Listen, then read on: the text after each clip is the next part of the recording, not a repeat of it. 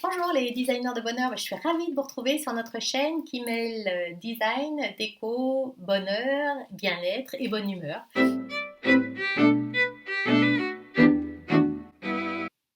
Aujourd'hui, je vais vous révéler les 4 couleurs tendances pour cet été 2021. Alors, on va retrouver les jaunes et gris qui sont les couleurs Pantone 2021 et je vais vous faire un petit focus sur le vert et le brun qui sont les couleurs naturelles par excellence et c'est vraiment la tendance d'apporter de la nature dans son intérieur. Voilà, je suis ravie de partager ce moment avec vous. Pensez à vous abonner à notre chaîne Designer de Bonheur. On est tellement contents parce qu'il y a de plus en plus de gens qui nous suivent, qui nous envoient des messages. Donc merci beaucoup. N'hésitez pas à activer la petite cloche pour être au courant des vidéos quand elles sortent. C'est parti! Bienvenue dans le monde du jaune. Alors le jaune, c'est une couleur primaire, c'est une couleur chaude. Et la complémentaire du jaune, c'est le violet. La symbolique du jaune, c'est vraiment la couleur du savoir, de la gaieté, de la chaleur et du soleil. C'est une couleur vive et pétillante. Le jaune stimule et illumine et il apporte joie et chaleur. Et le jaune est associé au savoir et à la connaissance. Donc un jaune dans un bureau, par exemple, ou dans une chambre d'ado, ça peut être très très intéressant. Comparé à la couleur de l'or, il a longtemps été le symbole de la richesse. Le jaune permet d'égayer un univers et de le faire rayonner.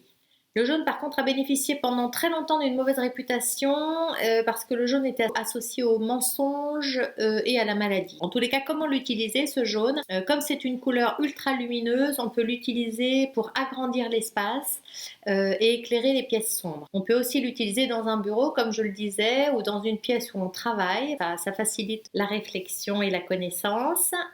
Si vous êtes cuisinière, là c'est pareil, n'hésitez pas dans la cuisine, le jaune sera une source d'inspiration. Dans les déclinaisons du jaune vif aux ocres, en passant par le jaune très pâle, les terres de sienne, le jaune c'est une couleur qui passe d'une couleur chaude à une couleur froide en fait en fonction de sa tonalité. Si vous voulez l'utiliser dans une chambre, préférez un jaune pâle, plus reposant, et plus relaxant, ou alors associez-le à une couleur froide, par exemple comme le bleu, qui crée une ambiance plus calme. Avec quelle couleur associer le jaune? Le jaune clair se transforme en une couleur froide quand il est très très pâle, mais il reste hyper lumineux, donc n'hésitez pas à l'associer avec du gris ou avec des bleus.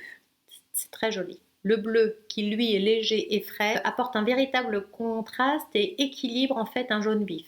Pour jouer les complémentaires, associez le jaune au prune par exemple ou au violet pour donner une ambiance plus chaleureuse. Le jaune s'harmonise très bien avec le rouge. En couleur principale, il ouvre l'espace et il devient dynamique.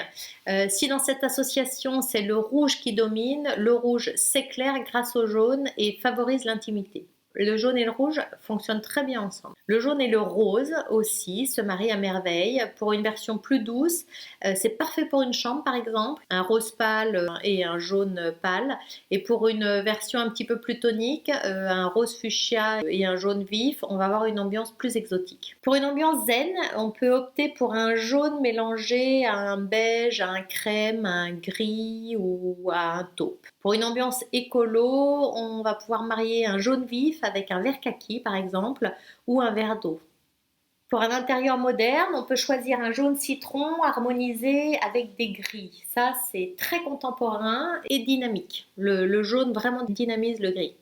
Le noir et blanc s'accorde à merveille avec le jaune dans un esprit en général assez graphique et design. Si on rêve d'une ambiance plutôt du sud, on peut opter pour des jaunes soleil et des ocres mélangés à des tonalités orangées, briques ou bordeaux. Et d'une manière générale, le jaune est parfait en accessoires déco ou en textile pour illuminer vos intérieurs.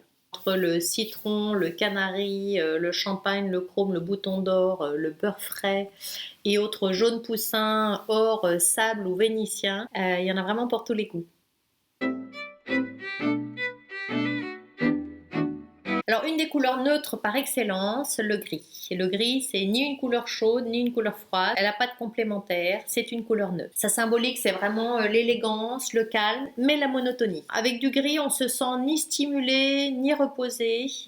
Dans une ambiance grise, on se sent plutôt contemplatif Il n'y a pas vraiment beaucoup d'émotions qui se dégagent d'une ambiance grise. C'est la couleur du calme et de la douceur. Alors le gris décliné en nombreuses nuances installe facilement un style assez classique et contemporain. Hein, c'est vraiment les deux ambiances qui ressortent avec du gris en règle générale, le classique et le contemporain. On peut opter pour du gris. Là, dans ces cas-là, on est sûr d'avoir en règle générale un intérieur soigné, délicat, chic et assez feutré. C'est considéré comme une couleur vraiment sophistiquée, le gris, et élégant. Et du coup, c'est adaptable vraiment à tout type d'intérieur. Donc c'est parfait si vous craignez les fautes de goût, vous utilisez du gris, vous serez sûr de ne pas vous tromper. Et c'est rare de se tromper en association d'autres couleurs avec le gris, parce que tout va avec le gris.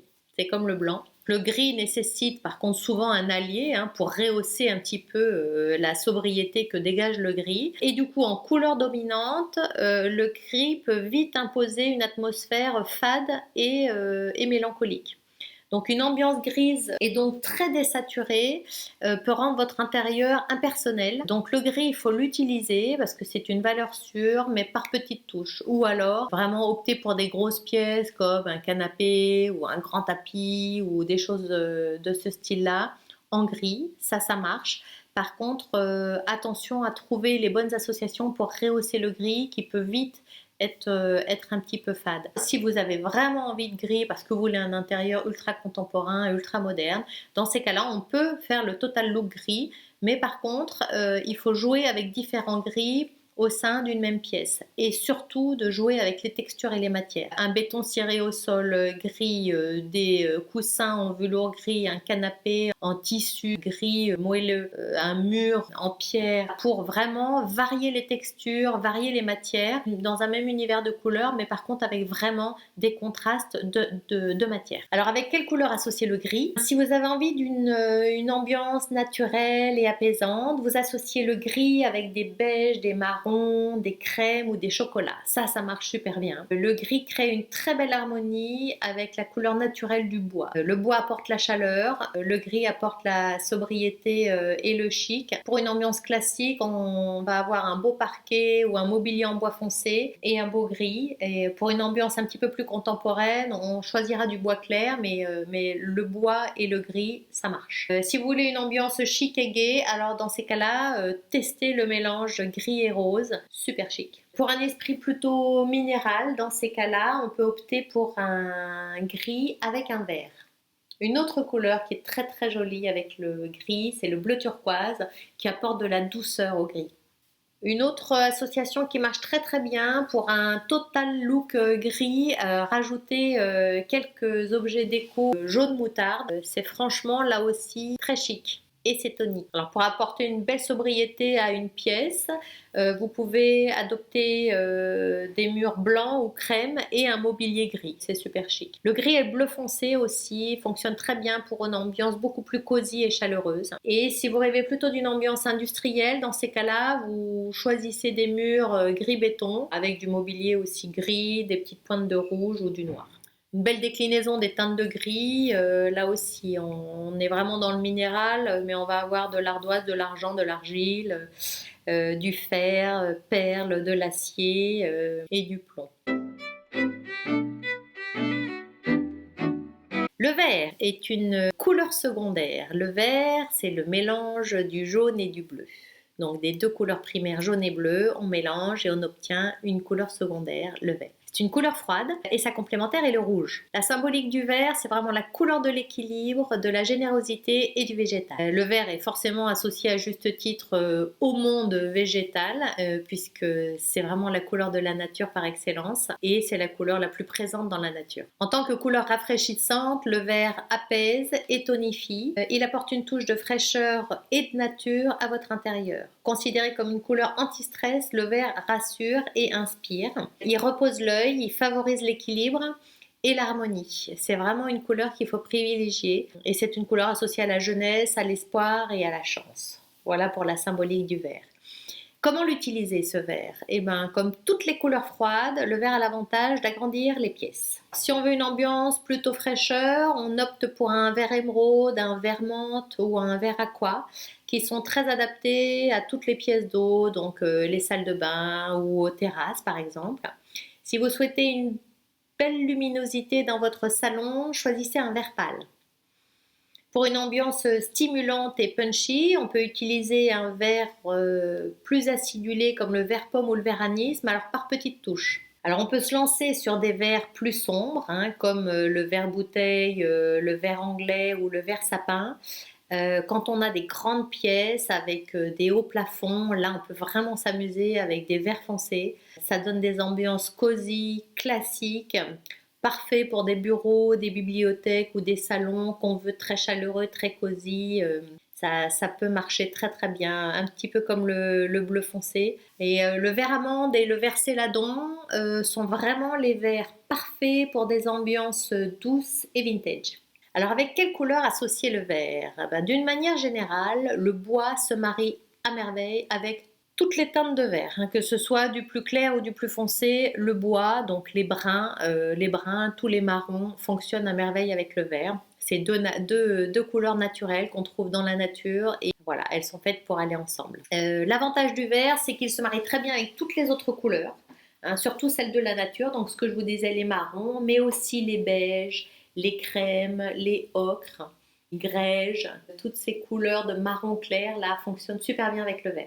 Pour une ambiance douce et tropicale, on peut mélanger le vert avec du rose, un vert pastel avec du rose, ça fonctionne très très bien et ça donne vraiment un petit côté très tropical. J'avais réalisé une planche déco sur l'Amazonie, forcément la base de couleur était le vert. Et voilà, vous la voyez là, la couleur qui m'était venue immédiatement en tête, c'était d'y associer du rose. Ça marche bien ensemble. On peut opter pour du jaune aussi, associé au vert, pour donner un petit côté provençal aussi à la terrasse ou au salon. Par exemple, un vert olive avec un jaune, ça a un petit côté un peu dépaysant. Le vert anis se marie parfaitement aux teintes chaudes comme le jaune et l'orangé. Alors plus difficile à accorder avec une autre couleur, le vert pomme sera mis en valeur en l'associant au blanc, notamment dans une salle de bain. Le vert pomme et le vert anis, sinon c'est des couleurs un petit peu dures à saisir. Très prisé en matière de déco pendant des années. Là, on a le vert céladon qui s'harmonise vraiment avec tous les tons naturels comme le crème, l'ocre et le lin. Et les verts les plus sombres se marient vraiment, eux, à merveille avec le pourpre, le rose brun, les jaunes pâles ou les bleus vifs pour un esprit plus classique et plus cossu. Alors, je ne me risquerai pas à vous faire une énumération de tous les verts qui existent parce que là, il y en a un paquet entre donc, les asperges, jade, turquoise, vert anglais, vert amande, les verts d'eau, les verts épinards, les verts empire, les verts pommes, opaline, lime, olive, mousse, toute la nature dans une harmonie de verts.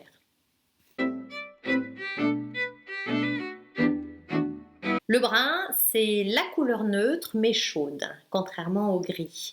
La symbolique, c'est la couleur naturelle qui inspire la douceur et l'équilibre. C'est la couleur de la terre par excellence. Le brun, c'est une couleur chaude, douce, qui est tellement présente dans la nature qu'on se sent en fait à l'aise avec tout type de brun. Il y a un côté rassurant en fait. Qui est plaisant. Et le brun est synonyme de stabilité et de neutralité.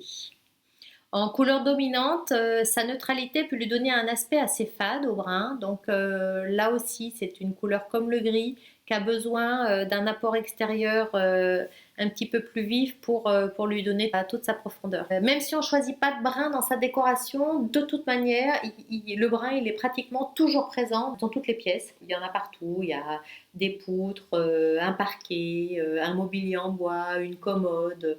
Le brun, les marrons, il y en a partout. En général, il est à la fois chaleureux et apaisant et on le retrouve partout. Mais c'est pour ça qu'on trouve peu d'accessoires bruns ou marrons parce qu'en fait, il y en a déjà tellement dans nos intérieurs sans que ce soit une volonté qui est vraiment du marron. On préfère d'autres coloris pour les accessoires et les mobiliers que le brun. En tous les cas, c'est un excellent faire-valoir des autres couleurs et surtout des couleurs vives et saturées. C'est après à nous de trouver les bonnes nuances qui vous plaisent. Alors, avec quelle couleur associer le brun? Pour les peintures murales, dans les tonalités brunes, c'est bien d'opter pour des pièces assez spacieuses parce que ça peut être un petit peu lourd. Le brun a l'inconvénient de rétrécir les pièces. Pour éviter un côté un peu triste et sale, vous oubliez surtout le brun dans les pièces d'eau. Par exemple, tout ce qui est cuisine, salle de bain, toilette, vous évitez le marron. C'est pas adapté psychologiquement parlant. Sachez en tous les cas que le brun a besoin d'être très éclairé. Si c'est dans une pièce où il y a